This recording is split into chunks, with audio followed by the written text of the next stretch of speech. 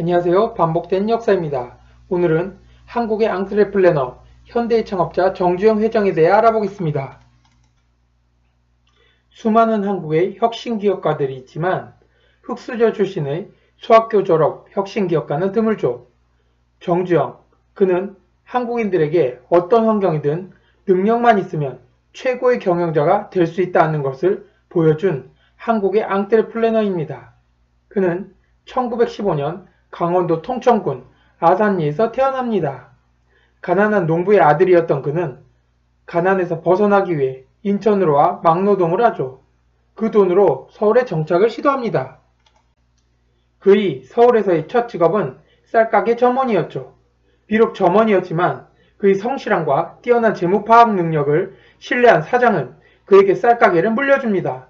허나 중일전쟁으로 쌀의 유통 판매가 금지당하자 쌀가게를 접고 관심을 가지고 있던 자동차 수리 공장인 아도서비스를 인수하죠.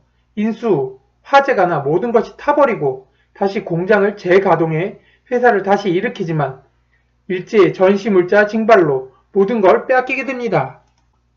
그 후 한국은 해방을 맞이하고 1946년 정주영은 현대자동차 공업사를 설립해 지금의 현대자동차의 모태가 되는 출발을 합니다. 하지만 1950년 6.25가 발발하자 모든 걸 두고 부산으로 피난간 정주영에게 전쟁이란 상황이 사업에 오히려 날개를 달아주었죠.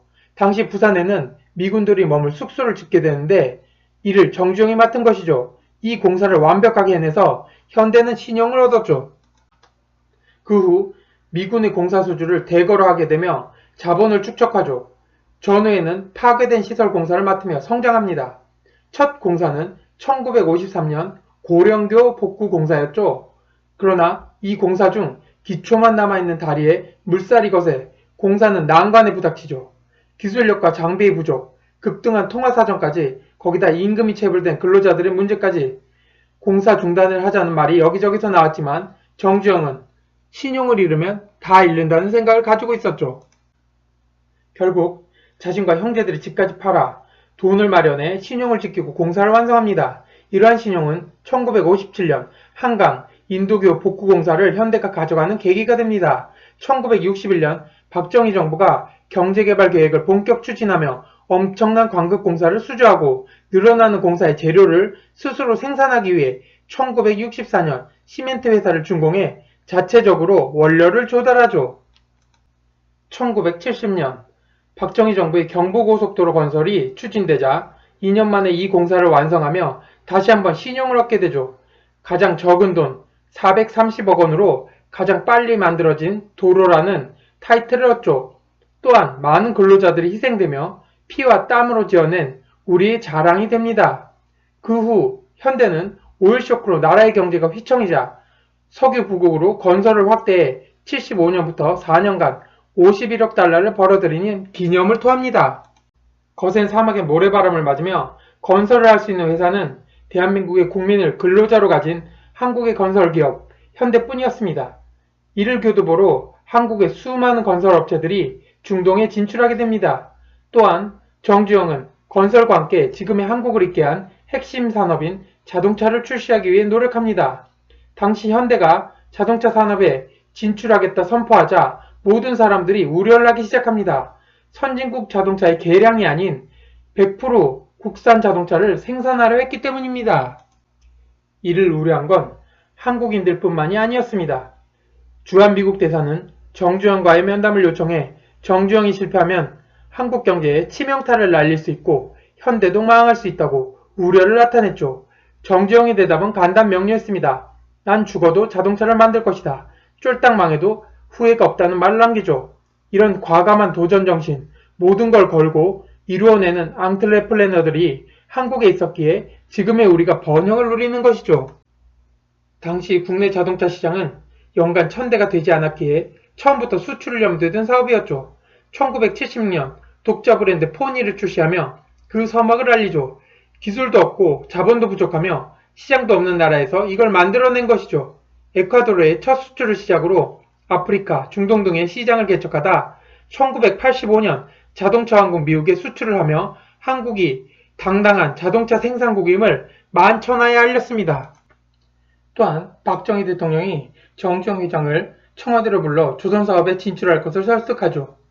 정 회장이 난색을 표하자 박 대통령이 알았다며 돌려보냈죠.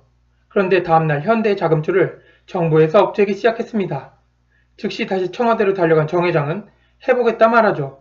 그러자 박 대통령이 말하죠. 내가 아무런 지원 없이 무작정 하라고 하겠나. 모든 걸 국가가 지원하겠다며 거듭 지원을 강조했습니다. 현대가 조선 사업을 할 때 국가는 지급보증으로 지원하죠.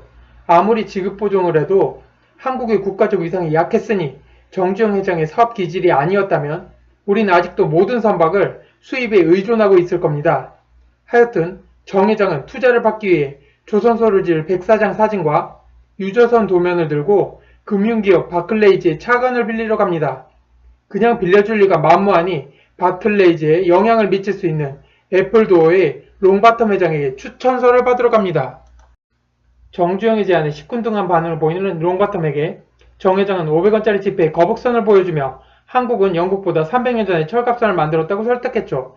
이에 감동한 롱바텀이 추천서를 써주었으나 바클레이즈에선 발주를 받아야 차관을 줄 수 있다 단설답니다. 그래서 그리스 선박왕 라바노스에게 26만 톤짜리 배 2척을 주문받죠. 모든 문제 시 현대가 모든 걸 물어주고 책임지겠다고 보증한 후에 주문을 받은 것이죠. 그리고는 1972년 울산 현대 조선소를 세우죠. 헌데 문제는 선박 인도 기한이 촉박하다는 것이었죠. 조선소를 아직 건설하지도 못했는데 다 완공 후 선박을 건조한다면 실패가 불보듯 뻔했죠. 그래서 조선소를 건설하며 선박도 건조해 동시에 두 가지를 진행하죠. 처음 만들어보는 거대한 배를 만들기 위해 24시간 불철주야로 일하며 한국인의 투지로 두 가지 일을 모두 해냅니다. 정주영의 신화는 여기서 그치지 않죠. 한국이 간척지를 막아 국토를 넓히는 간척지 개발 공사를 하던 중 난관에 봉착했을 때였습니다. 빠른 물살이 엄청난 바위마저 쓸고 내려가 아무리 돌과 흙을 퍼부어도 소용이 없었죠. 대책을 찾고 있을 때 정주영이 아이디어를 냅니다. 1984년 8월 정 회장은 폐유조선을 끌어다 그 안에 물을 채워 가라앉힘으로써 거센 물살을 막아내 공기와 공사비를 획기적으로 절약하죠. 듣도 보도 못한 이 공법이 한국인으로는 유일하게 이름을 올린 정주영 공법입니다. 또한 사우디의 주벨 지역에 건설한 항만공사에 엄청난 철제 자켓을 만들어야 하는 상황이 발생하자 정주영은 고민을 하죠. 거대한 구조물을 사우디에 가서 만든다면 현대 이익이 상당수가 해외로 흘러갈 것이니 그럼 국내에서 만든다면 어떨까 하는 생각으로 건설 구조물을 한국에서 제작해 거대한 구조물을 사우디까지 운반하는 생각도 못할 일을 해냅니다. 정주영 회장이 가장 듣기 싫어하는 말이 왜 안됩니다, 못합니다인지를 알 수가 있죠. 그에게 불가능은 단지 핑계였을 뿐이니까요. 한국의 위대한 혁신기업인 정주영. 그는 우리 곁에 없지만 하면 된다는 정신은 한국인들의 가슴에 남아있죠. 지금이 세계 1위 조선, 세계 5위 자동차, 세계적인 건설 플랜트 산업은 한국을 먹여 살리는 산업이 되었고 앞으로 수십 년 뒤에 이 산업들이 한국을 더 부강하게 만들 거라 확신합니다. 우린 폐허에서 번영을 이룬 불가능을 가능하게 만드는 정주영의 정신을 이어받은 민족이니까요. 창업의 근본은 낙관적인 사고와 자신감이라던 정주영처럼 낙관적으로 자신감을 가지고 모든 일을 해 나갔으면 합니다.